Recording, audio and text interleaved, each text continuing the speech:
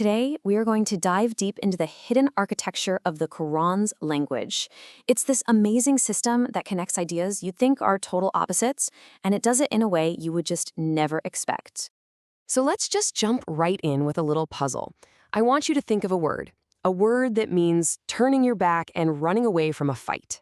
Now, how in the world could that exact same word be deeply, fundamentally related to another word that means flawlessly organizing and governing the entire universe? I mean, it sounds impossible, right? One is an act of total cowardice, and the other is an act of ultimate, absolute power. Well, believe it or not, the answer is hiding in plain sight, right inside the unique structure of the Arabic language. It's not really about dictionary definitions. It's about a shared origin, a shared concept, all thanks to this incredible system of three-letter roots. The best way to think about this is to imagine the three-letter root as the DNA of a word. Yeah, really. It's this core genetic code that holds a single fundamental idea. And from that one little root, dozens of different words can grow and blossom. They might have different shades of meaning, but every single one of them is genetically tied right back to that original concept. So let's go back and solve that puzzle we started with. Our first root is made up of three consonants, D, B, Ra. And here it is, our puzzle, right here on the screen. On one side, you have al-adbar. We're talking about soldiers turning their backs to run away. And on the other side, you have yudabbiru, God managing all of creation. Both of these words come from the exact same root, D, B, R. So how do we possibly connect these two? Okay, so we have to start with the most basic, most physical meaning. The DNA of DBR is simply the back of something. That's it. From there, you get adbar, which means the backs of people. You get dubur, which means the location of behind something. And you get mudbrin, which describes those who are turning their backs to retreat. It's all very concrete, very physical. Now for the big leap. This is where it gets really interesting. We're about to see how this super physical idea of the back can evolve into something incredibly abstract and, frankly, profound. All right, let's walk through this journey together, step by step. Step one is the physical back. Simple enough. But then you ask, what comes after you do something? What's on the back end of any action? Well, that would be its consequence, and that's step two. Now, once you start thinking about consequences, you are literally looking at the back of a matter. And that brings us to step three, to ponder, to reflect, to do what the Quran calls TADABBUR. So what do you do when you've thought about all the consequences and all the outcomes? You arrange things based on that knowledge. You plan for what comes next.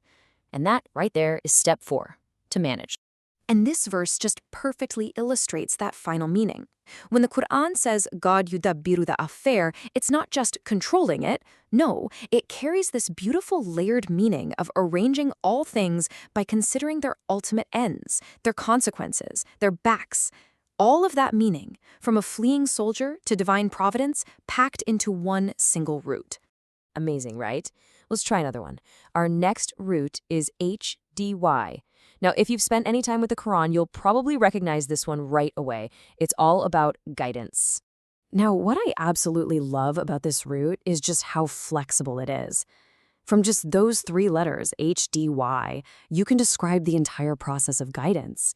You can form the word Yahidi, which means he guides. That's the giver. Then there's Hudan, which is the guidance itself. That's the gift.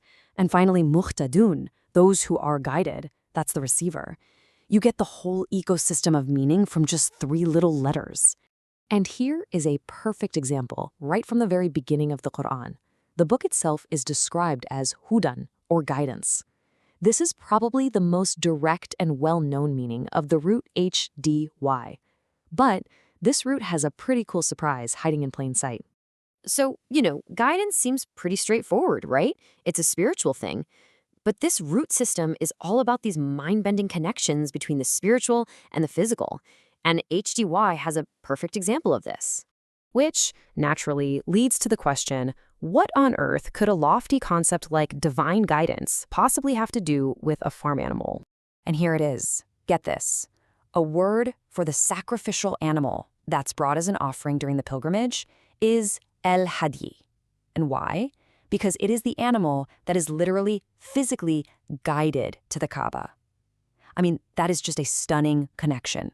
The very same root that gives us the word for spiritual guidance also gives us the word for the physical act of guiding an animal to a sacred place. So, as we start to zoom out, you can see that this isn't just some clever linguistic trick. It's actually a fundamental feature of the language that shapes how different ideas are connected to each other. And here's the crucial point. A language that's built on roots doesn't just give you a list of words in a dictionary. It gives you an entire universe of interconnected concepts, a place where the physical and the abstract, the everyday and the divine, are constantly echoing one another. So today, we followed the DNA of just two of these roots. We saw DBR evolve from the simple physical back of a person all the way to the incredibly abstract idea of managing the universe. And we saw HDY connect the spiritual concept of guidance to the very real, tangible act of guiding an animal for sacrifice. And that really leaves us with a final thought to chew on. If our language is the lens that we use to see and make sense of the world, what does it mean to see reality through a language where everything is so deeply interconnected? Where the back of a fleeing soldier actually holds a secret to understanding divine management? What kind of a view of the world does that give you?